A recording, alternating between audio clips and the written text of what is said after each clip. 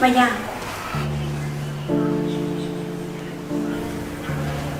chàng tôi dọn lại rồi đi chỉ có tài lý sơ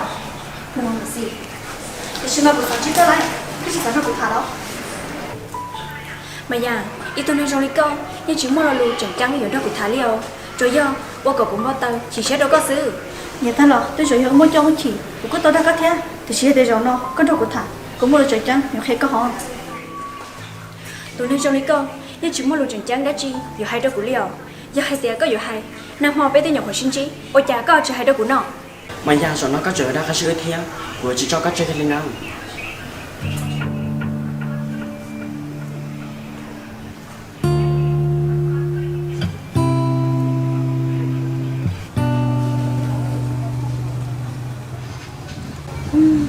ôi cha là do quân tỷ nó đi chỉ cho hai lò đi nè thứ hai để cho nó là theo tới rồi là giống cái lo xe có phải có ưu tú nó ta la lên nó xứ chú nó bị chơi li cho nên thế chuyện gỡ sẽ lấy cha cho ưu nhưng chú cha leo ưu tú nó hầu đi nó lo giờ của đi nhớ xứ ưu tú chỉ tao thằng này thế chuyện ở đi nè như giờ ưu nha chỉ lo như chú cha là mà để chỉ giờ phải tạo tôi nó lên nó xứ như lo như cho ta thế họ ưu tú nó lên nó để thế chuyện gỡ tôi chỉ tao đỡ nó chẳng có chuyện hay lo gỡ như tôi sẽ tới giờ sử dụng mua lo cho nè nó vẫn nó để cho long đợi nhà nó chia cho trong xứ nè tôi ở đâu chuyện ở nó là nè nhưng chỉ cho ta leo nhà ta lo mà đi mua tại bao cười thì tém đây xứ là mà để chỉ có trong sao mà để chỉ giờ cho ta nó có tôi chỉ tao ít bớt chạy đâu để thế chuyện nó đi lại nè thế chuyện ở nhà hồ ly cho cô qua lòng gặp bấn nó thế rồi cái gì sao đi cha rồi tôi chỉ nói cái hai đây nè cái lẽ mà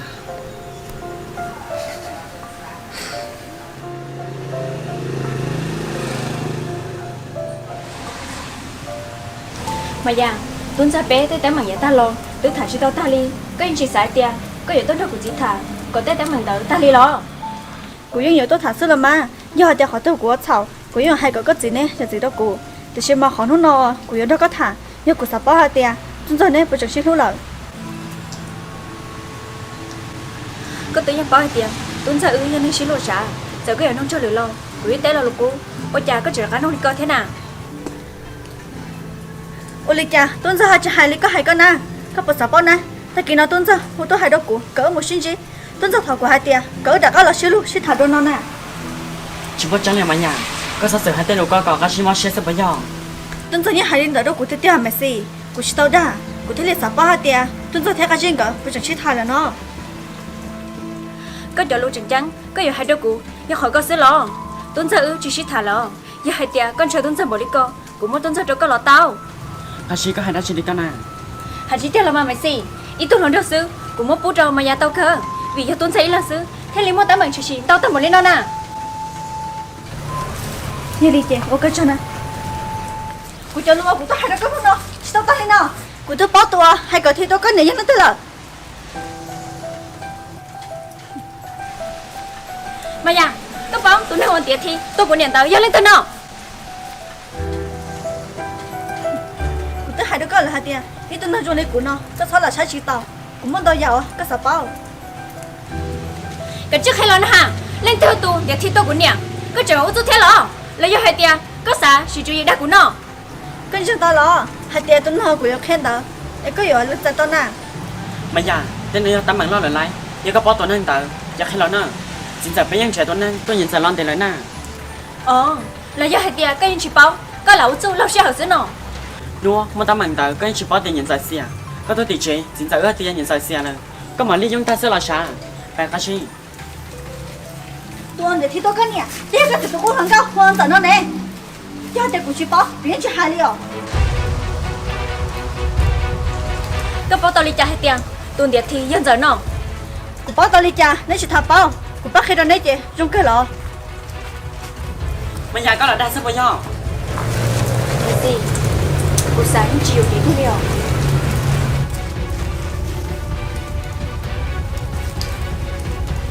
chỉ sao tiền con chồng bây giờ nó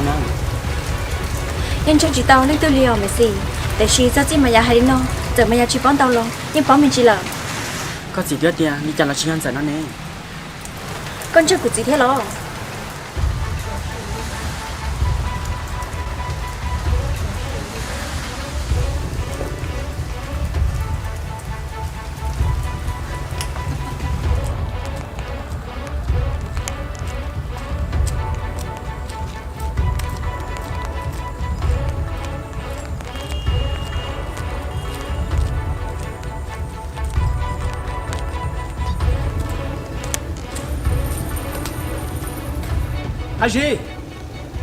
Haji à, có bao nhiêu trẻ rồi? Haji, có gì nên bao nhiêu trẻ rồi na?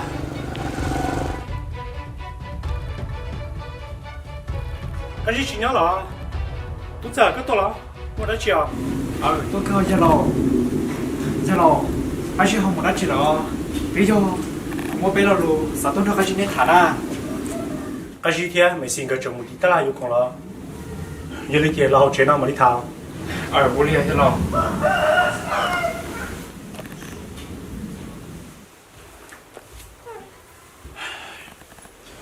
Cái tôi nói của thằng nó, mua được chiều đúng giờ. Giờ lò, tới cho của tôi nói cái gì này thà, sao họ tâm mảng qua rồi ta lò, mà giờ ít lìa, đã hai tia, của tôi cũng tê, đâu mà giờ nó na. Hai sao họ tâm mảng co, của tôi yêu hu, mà giờ này tôi thằng nó đâu rồi, tia si. Một tấm bằng được cái gì này nó là thế, nhưng nhiều xe thế thì mình nhiều tiền là sự, cái tuổi là thế rong là mà, cái tính trẻ tao mày rồi đó, hãy sao khó quá, chỉ mang cái gì, cũng tính trẻ cân cầu là, nhưng chỉ tao đi, để rong chơi cho người kia nhớ dẫn trong đó, ta chỉ bỏ ta nó, cũng nhiều không chỉ mà ra, cũng mấy không bỏ thơ chẳng chắc không đi, sao có công nó cho lâu. thì giờ ta lo cứ rõ rồi cứ đâu của chị thế tới mà giờ ta lo đi chơi chơi đi lo mà Tôi thấy gì à, tôi nói gì nó đi, giờ tao chơi cho tôi được cái gì na. tại sao nó tới mà nó chẳng bao giờ rồi thì cứ mà đi lo cho nó cụ bây giờ xí thôi đi cho nó chuyện nào Bây giờ giờ tao lo, con tiền mày cái muốn phải đâu cái gì, thì có số tiền, có cái gì, tôi biết chỉ một phần cho chùa, còn bé nó có đi, tại sao nó, con cũng hay thằng gì đâu cái gì, làm cái gì, đâu cái gì, cũng chưa hay tiền, cái gì, nhưng chỉ sống trong một cái, rồi gì đâu có nhiều, thì hay tiền, cái gì thì chịu vô lý ra. đi thì có ô đâu cũng mất xe chỉ xe cụ thể lên tao để mày rồi ô phải đâu cái gì cụ thể lên tao phân chạy đâu cái gì giờ cái tao còn tê rồi tôi cũng đâu cũng muốn nhà hai cái chuyện muốn để cũng chỉ cái nữa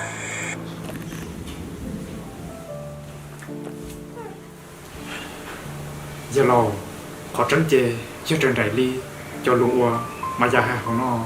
của những chuyện tao cùng tê, đó mà giờ tiếp theo ly. Giờ có tao bỏ thơ lò lý có là kì, rong cơ đi làm mà. Điều gì,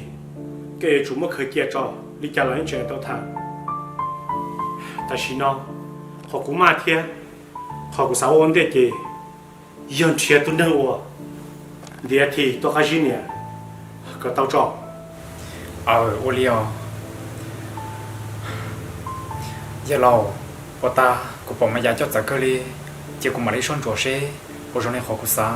giờ hai tia mua đá chi nó cũng mà lấy theo đó có ô li là mà giờ li có hai tia mà giá trả này trả đi cái nó giờ lâu bây giờ bọn ta mà giá trong cái sĩ thằng vì chỉ lấy hai tia mới bỏ thì nó cũng xá hai tia mình như là chủ một phần chủ trò cho thì xứ giờ đi cái chúng sang chỗ cái bao hải trắng mua lại cái là khai được thế nào ô đi chỉ có chắc là nó ô đi mà mua cái to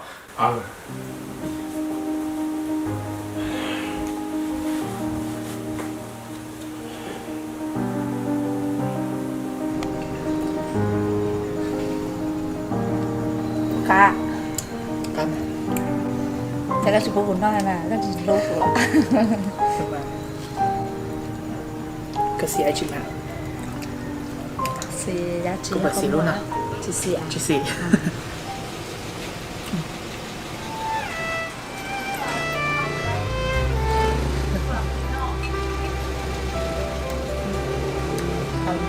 anh ơi ưng đây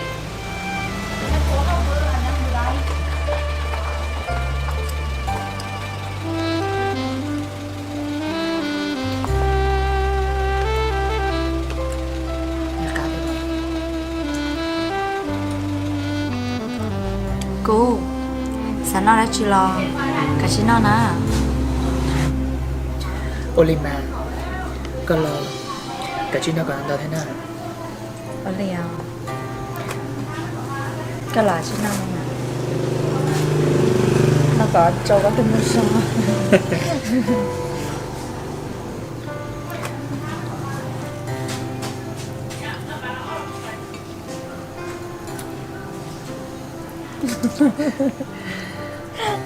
nó còn mang cái khác mà cái chuyện gì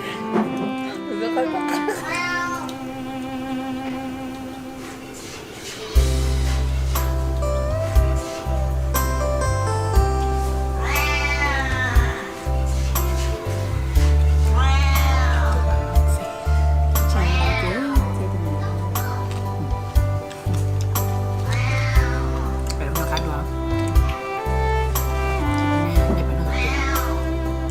cho kể cho xe cô ý từ mua để có theo cô ư hoa xí hoa cô hoa tao cho có tu nhẹ ta chung ya cho nu nó nhỏ lúc qua mùa là có rồi nó vừa tha ý gì Thế nhà của nè hai tia, có cụ tông apa đó này, nên nhớ được họ tên này.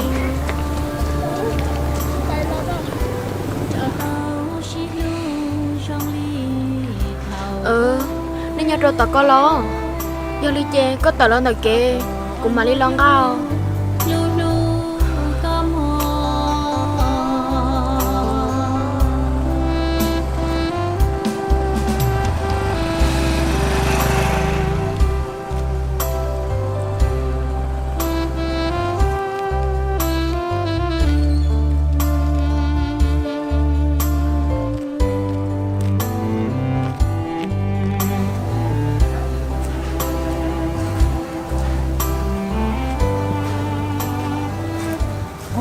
con nhà của sao thì tao tụi nhá nó loại nhó nó xin xe tung ở lúc này chỉ cờ có Cho cha, nhá nhỏ khó lo sư, cái liền. Theo tên nhá nhá cái gì nó nè, giờ nhá li ra, rồi nhá lúc tu sư chơi cái liền. với con thì giờ gỡ nên không nhó nó em muốn nó ta lại nó xin á tại vì nó mày nhá lý thế gì mà lúc của ta thì chỉ cờ giờ ư lý xin là mà sao thì tao kia tú thì gỡ giờ nên uống nó hầu nó nhó xin nè Nhá lại nó mới nhá chơi, hả chị nhá là nhá hầu đi nó sư mà, còn cho hành động chỉ chơi nhá cái chụp bụng nó theo. sao hả lý co giờ tao khó khăn cái châu nó hầu lại giờ cái chuyện kia toàn tên nó là ư dân rồi tao nó tao hầu thế nào hả Dạ, dùng nhá mù đi nó in tủ xe rồi trả cho, nó mới nhá chơi hả chị ạ, nhá nó mù ta là lò đi nó sư là, chơi tủ xe rồi trả, mà đi không quá.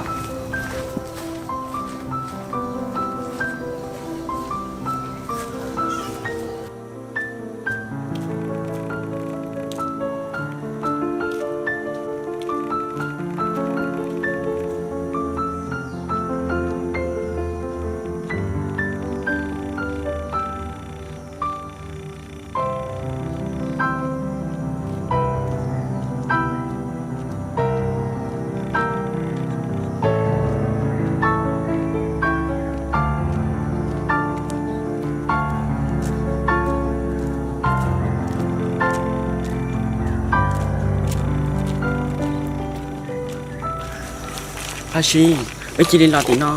khai bỏ trong mà, với chị hai có gì đi lo. Chị hai liều, có tôi nó tới cái nó, của chị hai linh đó nè, của chị hai tia nhưng chị yên giáo li, kia của mà linh muốn cho kiên giáo thả, nó y và hai linh đó lo vài tiết chị tôi lên nè. Nuôi in dạo hàng tam mỏ linh đó, giờ tôi chỉ lăng, giờ yếu cho cả vài tuần à. Giờ yên linh đó ấy, của kia linh hai cỡ không làm mà.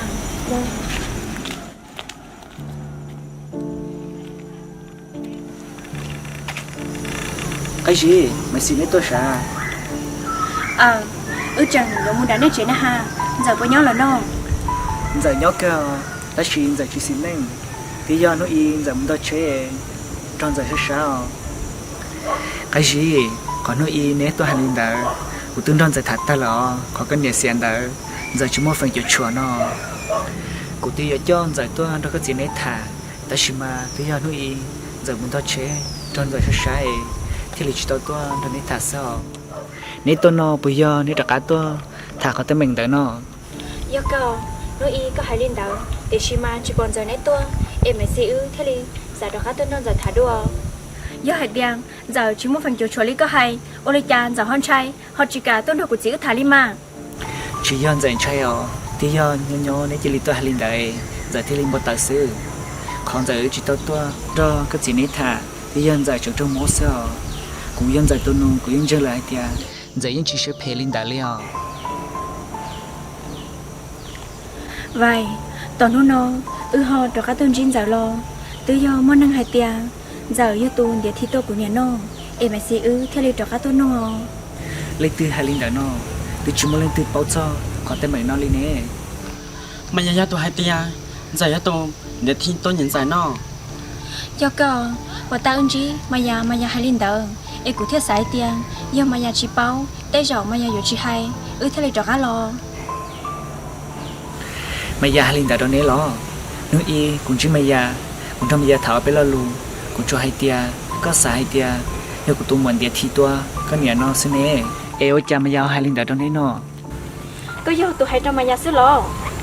à gì của nhà thì chẳng mấy nhà đã ở xứ nó bây giờ của hai linh đã mày già thay đi bao giờ cái gì xong cho nên như gì chả họ lại giờ kéo tụi năng vào sạp hè tôi tao có nhà đợi nhưng chủ do tụi năng cái gì đó nè sư đợt của tụi mùa nhưng tới chúng cái gì ôi chỉ tao lên đại liền do li thật gì theo tự do xã tôn nông gặp bó khó trắng tới giờ mà nhà đã ở lợ hai ly và hai no của nhân chân tao là hai tia mà nhà mình chúng một phần cho chuột nó thì sao cái gì kê ở mua lợ Olima nhưng mà lấy cha nó khép áo theo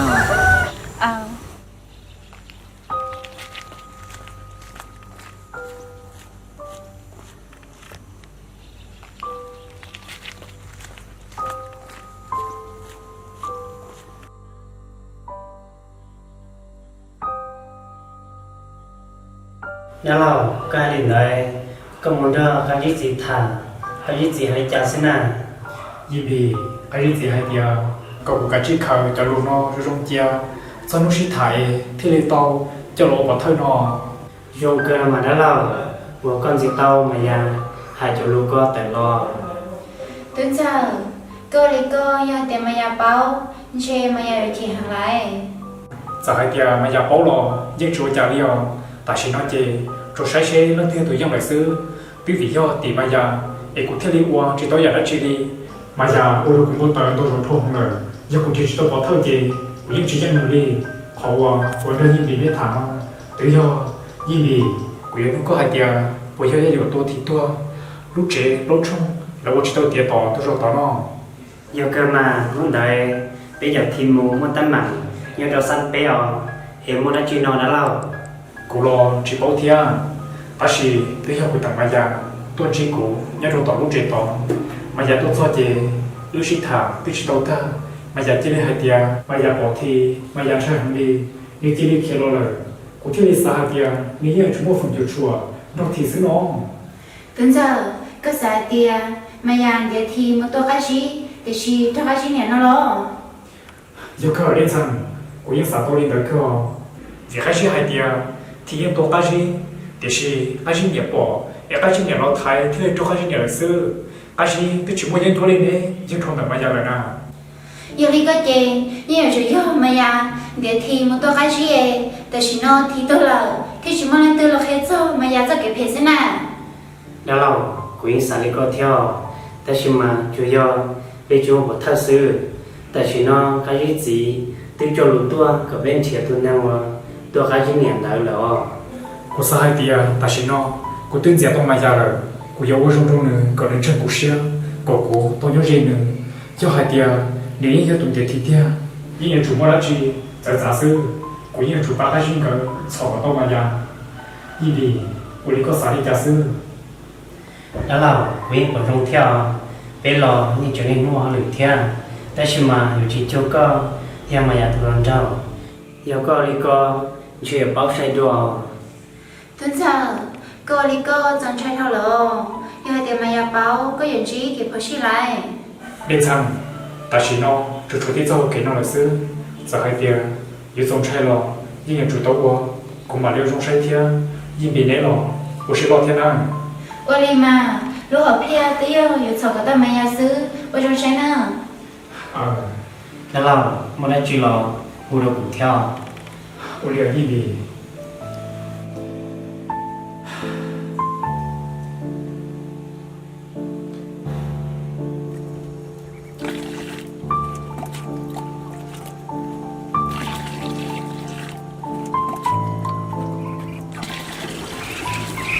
ไม่ใช่cái có gì sao ban đó cũng nó có gì bữa nè nè cũng muốn chi tuần sau lại kì cũng là muốn chi có tôi bây giờ sao ta là cũng muốn đăng cái thái bây giờ thật ta cũng chi chuyên gia cái cũng chi là chờ đó cụ tư làm tới lại thì ở các bác hiểu lại có thể chưa được cụ thế nè ta kia cũng mới lấy được khám một giờ đó em cũng rất hơn nè có sao rồi có tấm lên hết cho hậu chế hậu nè em có chả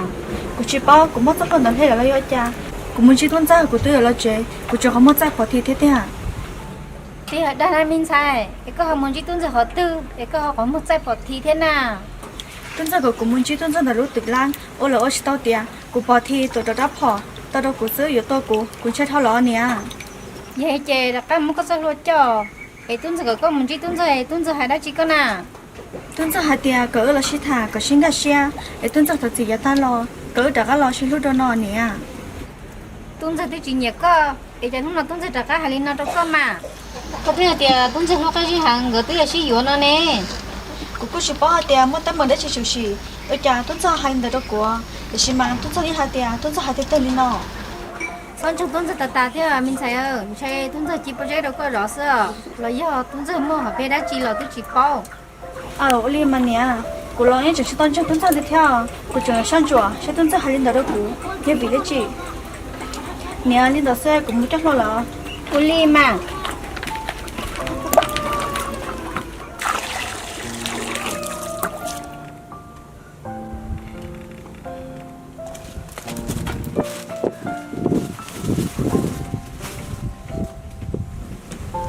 sao chỉ sao tiền mà ya有 data 预料没事 mà giờ thì sao sửa có một tờ giờ tôi có chỉ mà giờ nhận thấy số số kỳ của cả tao sửa cho tiền ta lo của đã chỉ chào tôi không rồi mà ya ô li cha tiền nói mà ya 有 lo chỉ tấm mừng thì cái nhớ sẽ cho cụ ý cho ta lo ý cho thế liệu có xả tiền còn mà hay cho tuấn sau một tháng nữa người cho các sĩ thải cho tiền là đa nọ còn tới câu yên cho chỉ tao liệu giờ đi con cũng không muốn nói cái tuấn sau sẽ làm mà cái liệu mới gì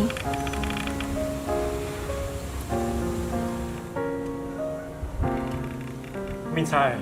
mày xin đấy tôi muốn ta làm